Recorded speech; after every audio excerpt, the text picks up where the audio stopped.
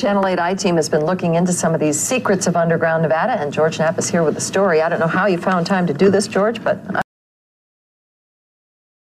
Well, and Rory, some of these tales are pretty wild, others tough to prove, but we found some verifiable information about real projects that are as exciting as anything in a sci-fi movie.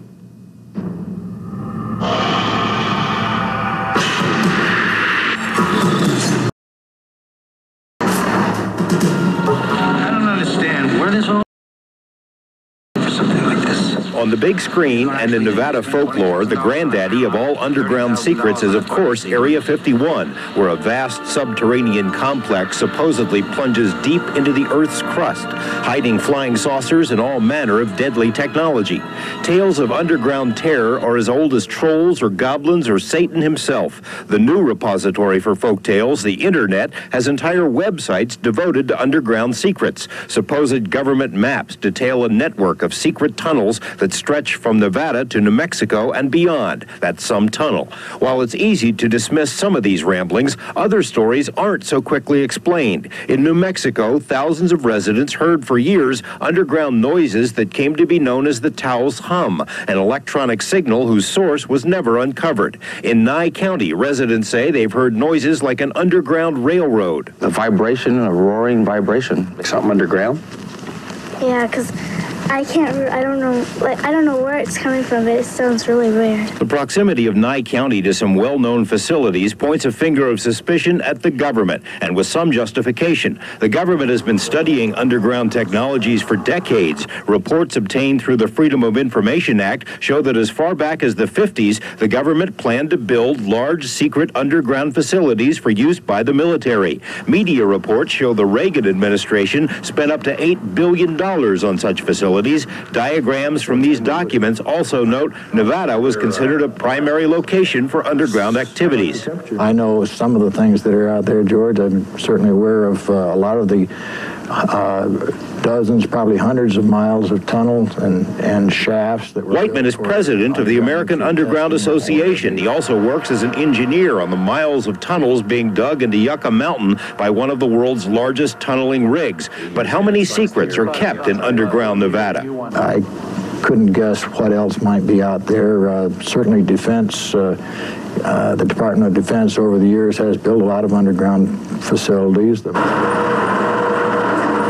Departments of Defense and Energy don't mind talking about some of these facilities. They even took us on a tour of a few tunnels that seemingly stretch on forever, with their own railroads, passing by busy labs and ominous signs. Oh, I think this tunnel's probably 5 miles of tunnel in here, underground here. Yeah. Took a while then. Of course, most of the underground tunnels at the test site were dug for nuclear testing. Such testing ended years ago, but the tunnels still bustle with activity. In fact, some new digging is underway. Tomorrow at 5, we'll tell you some of what the government is up to, and we will travel deep, deep under the earth. A lot of fun. In the dark world of the conspiracy buff, underground bases are a given. Denizens of the Internet believe a vast network of tunnels connect bases as far away as New Mexico. Possible? Oh, probably not ridiculous, but who can afford to do it? For decades, Larry Ashbaugh has been working in tunnels at the Nevada test site, most of which were built the old-fashioned way. This tunnel is drilled and blasted. You know, they drilled holes into the rock, stuck dynamite in the thing, blasted out. By that method, miners can dig 8 feet in an 8-hour shift, meaning a tunnel to New Mexico would take some doing. But what if other technology existed? Tunnel boring machines are not merely the province of Hollywood. Machines like this one in use at the test site help dig a tunnel under the English Channel. Smaller versions have been in use for years here. This stuff, it's like butter. 10 hours, we can drive 18 feet of ship. Pentagon documents have discussed more exotic tunneling technology. The U.S. Army had plans in 1959 for tunnels and bases on the moon. Other documents speak of lasers and ray guns that dig tunnels. Far-fetched? The use of lasers for melting rock. Does that work too? It will do that. A ray gun kind of a thing that'll melt rock? I've tried some of those, yes. It literally melts rock. Melts rock, yes. It excavates rock is that it will form a lining for the tunnel as well by melting the rock into a glass-like substance. With such technology, underground bases seem far more doable, and we found such a base at the test site dubbed U-1A. If you've seen the film The X-Files, you may remember a giant air building hiding deadly secrets. A nearly identical structure sits atop U-1A, but the secret stuff is underground, deep underground. An elevator drops nearly 1,000 feet below the surface. Down we travel through solid rock and dirt, and at the bottom, a large facility that spills in many directions.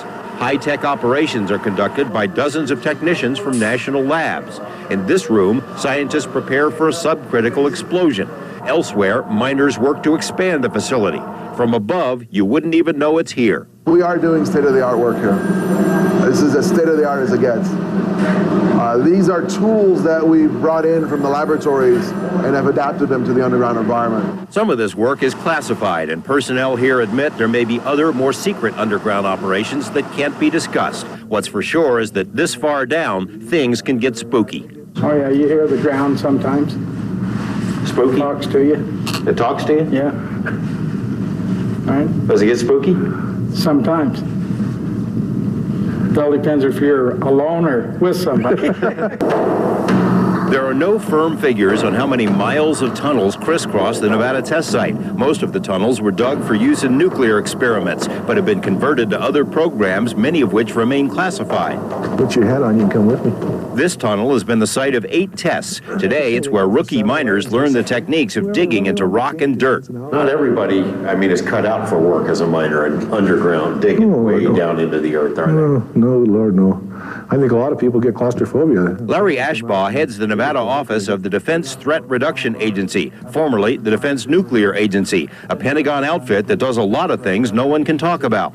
He says the military has been tunneling out here since the late 50s. Nowhere in the world has more underground expertise than the test site. Despite this, the miners have developed some superstitions over the years. Oh, there's always lore as far as tunnels and as far as miners go. And I think we went back and had a group called the Tommyknockers, which was the tunnel elves. At one time left a can of tobacco down at ground zero so that the Tommyknockers would give us good luck. Documents obtained from various agencies show the government has had secret underground plans for decades. A 1974 study by Bechtel, the company which now manages the test site, predicted a huge increase in demand for underground military bases. A 1975 study by Larry Ashbaugh's employer, the Defense Nuclear Agency, projected bases could be built as deep as 5,000 feet. As far back as 1960, the Army Corps of Engineers identified Nevada as a potential site for underground bases. That same agency has built classified underground facilities all over the country, but wouldn't tell us what it had dug in Nevada.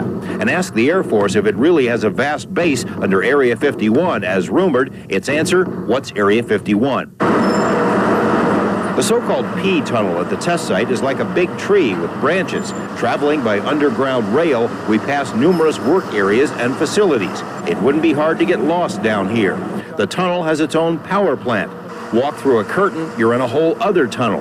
In another area, a gigantic pipe formerly used in nuclear tests. You're walking through where X-rays from a nuclear device. One project underway out here is to figure out what other nations might do in their tunnels. Say a rogue nation was building nuclear weapons underground. Could they hide it from us, and how could we disrupt it? Ashbaugh confirms that part of his work is to blow up tunnels. If we had to, somewhere in the world, take out a tunnel or an underground facility, we'd know how to do it. We're doing the research work and trying to come to that conclusion to understand how we would do it. With so much room at the test site and Nellis Range, there's plenty of space for secret stuff, especially underground. But can secrets still be kept? I think there's a lot of secrets in this country. There are still things that have happened out here that we've done that are still classified, part of national defense.